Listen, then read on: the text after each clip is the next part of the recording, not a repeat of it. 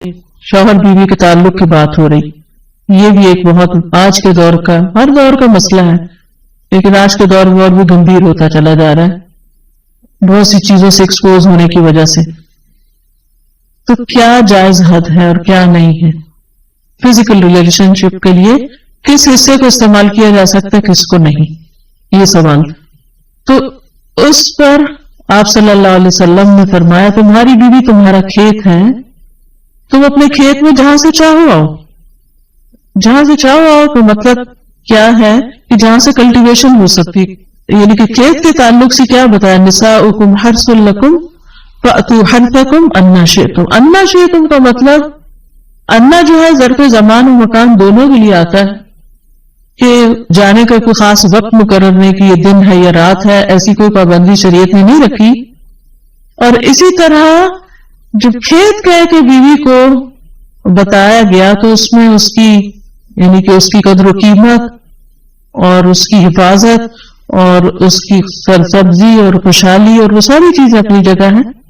Plus یہ بہت ہی حکمت کی بات ہے کہ کھیت میں کچھ اگ جب ہی سکتا ہے جب اس میں بیج ڈالا جائے.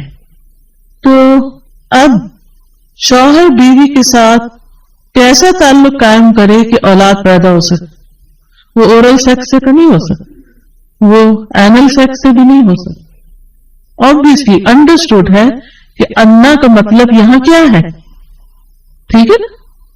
یعنی یہ وہ باتیں کہ جن کو بہت لفظوں کو کھول کھول کے نہیں بولا جا سکتا، لیکن اٹس انڈرسٹوڈ. تو آپ نے کہا جہاں سے چاہو، یعنی کوئی رکاوٹ نہیں، ممانعت نہیں. اس کا یہ مطلب نہیں کہ ناجائز حدود فلان کے کہو کہ اس کی بھی ممانعت نہیں.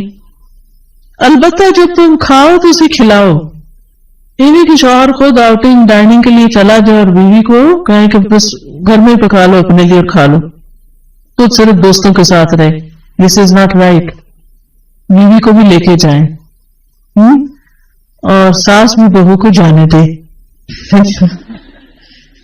جب تم کھاؤ تو اسے بھی کھلاؤ، جب پہناؤ تو اسے بھی پہناؤ. کا مطلب یہ ہے کہ اب عید آئی ہے، اپنے لیے سوٹ لے رہے ہو تو بیوی کو بھی کچھ لے کے دو. یہ ہے ایکوالٹی ایک طرح سے. اس کے چہرے پہ نہ مارو، اسے گالیاں مت دو، ابیوز نہیں کر سکتے. اور اسے قطع تعلقی اگر کرو، یعنی ویسے تو نہ کرو لیکن اگر کرو تو گھر کی حد تک رکھو، کک آؤٹ نہیں کرو، گھر سے باہر نہیں پھینکو، گھر سے نہیں نکالو. کیونکہ بعض شوہر کہتے ہیں فون پہ کہہ دیتے ہیں گھر چلی جاؤ ماں باپ کے، مطلب گھر میں داخل ہوں گے، آؤں گا ہی نہیں. یہ غلط ہے، ایسے نہیں کرنا چاہیے. اور یہ کیسے مناسب، یہ کیسے ہو سکتا ہے کہ تم اس کے ساتھ یہ سلوک کرو جبکہ تم ایک دوسرے کے پاس حلال طریقے سے آتے ہو؟ یعنی تمہارا ایک جائز تعلق ہے اور پھر تم اس تعلق کو اس طرح خراب کرو. تو بیوی کو مارنے سے متعلق جو قرآن اور حدیث کی روشنی میں جو حکم ہے وہ سامنے. پھر اسی طرح غلام کو مارنے کی ممانعت، نوکر کو، غلام کو، اس کو بھی نہیں مارنا چاہیے. ابو مسعود بدری سے روایت ہے کہ میں اپنے غلام کو کوڑے کے ساتھ مار رہا تھا کہ میں نے اپنے پیچھے سے آواز سنی، اے ابو مسعود جان لو، اور میں غصے کی وجہ سے آواز سمجھ نہ سکا. یعنی ایسے مار رہا تھا کہ مجھے نہیں سمجھ آئے گی کس نے پکارا مجھے. جب وہ میرے قریب ہوا تو وہ رسول اللہ صلی اللہ علیہ وسلم تھے اور آپ فرما رہے تھے جان لو ابو مسعود، جان لو ابو مسعود. کہتے ہیں میں نے اپنے ہاتھ سے کوڑا پھینک دیا تو آپ نے فرمایا جان لو ابو مسعود. یعنی آپ بار بار فرما رہے تھے اللہ تم پر زیادہ قدرت رکھتا ہے تمہاری اس غلام پر قدرت سے، یعنی جتنا تم اس غلام پہ قدرت رکھتے ہو اللہ اس سے زیادہ تم پہ قدرت رکھتا ہے، یعنی تمہیں مارے گا. کہتے ہیں کہ میں نے عرض کیا اللہ کے رسول صلی اللہ علیہ وسلم میں اس کے بعد کبھی غلام کو نہیں ماروں گا. اور بعض روایت میں آتا ہے کہ انہوں نے آزاد کر